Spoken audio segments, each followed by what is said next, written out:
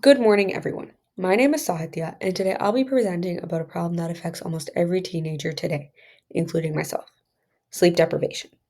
This slide shows how deeply sleep affects every part of our lives: our minds, our bodies, and our emotions.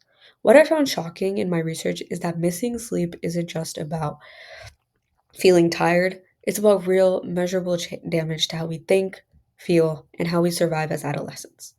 We live in a world where teenagers are expected to do it all: school, sports, and friends, and sleep is often treated like something optional.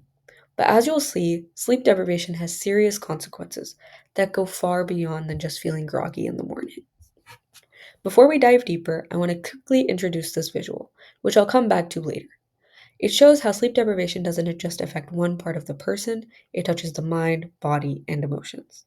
I'll explain this in detail toward the end, but I want you to keep this idea in mind. Everything is connected when it comes to sleep loss. To understand the scope of this issue, it's important to know why sleep deprivation has it happening. First, most teenagers are under enormous academic pressure. Early school start times, hours of homework, and extracurriculars. And then there's technology: phones, video games, social media, all of which overstimulate the brain at night. But what makes this worse is something beyond our control: biology. During puberty, adolescents naturally experience a shift in their internal clock. We actually become wired to fall asleep later. This means that even when we want to sleep early, our brains resist. According to Jory et al., only 26% of teens get the recommended 8 to 10 hours of sleep. That means almost 3 out of 4 teenagers are sleep deprived. And I'll show you the effects of that, which are devastating.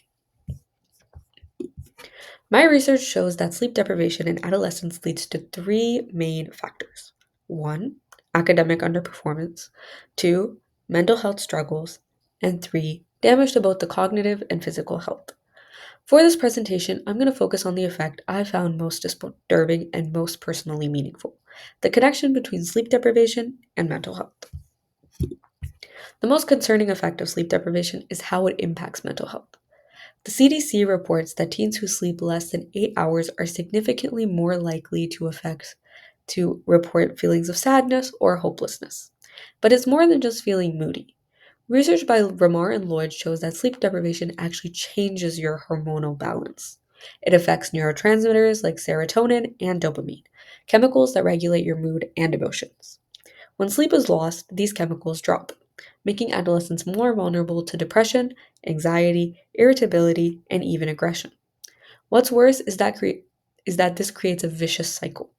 When you're emotionally overwhelmed, it's hard to sleep well, and when you're sleep deprived, you become even more emotionally fragile.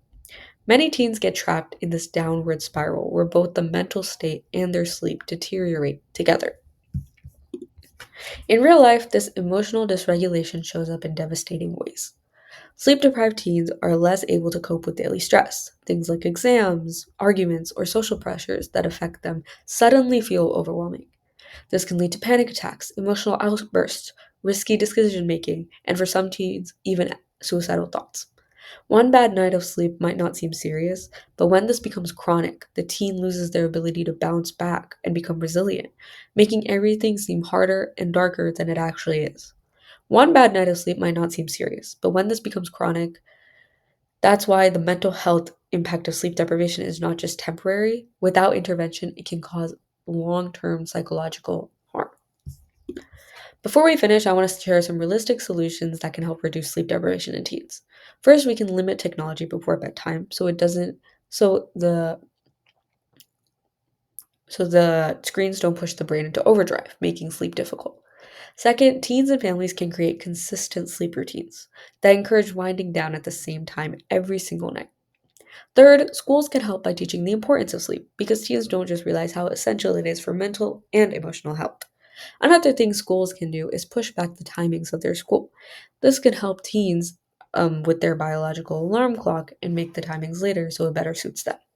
And lastly, as a society, we should prioritize rest over overachievement. It's about doing it it's not about doing the work, it's about doing it well, which starts with getting good enough sleep. To wrap up, sleep is not optional, it's essential. for the mind, the body, the emotional well being. Without sleep, teens lose the clarity and resilience they need to survive. As Turgeon and Wright state, we need to value sleep. We should not see sleep as a peripheral pursuit or a puny activity for the weak. We need to stop treating sleep as something you earn after everything else is done. It's the foundation everything is built on. Now, I want to bring us back to the visual that we showed earlier. What you see here is how sleep deprivation sets off a chain reaction. Cognitive functioning weakens, emotional regulation breaks down, and physical health deteriorates. These three areas constantly feed into one another, creating a cycle that's incredibly difficult for teens to escape. At the heart of that is mental health, which is why it was a central focus and most interesting thing to me. Thank you. Do you have any questions? And this is my works cited slide. Thank you.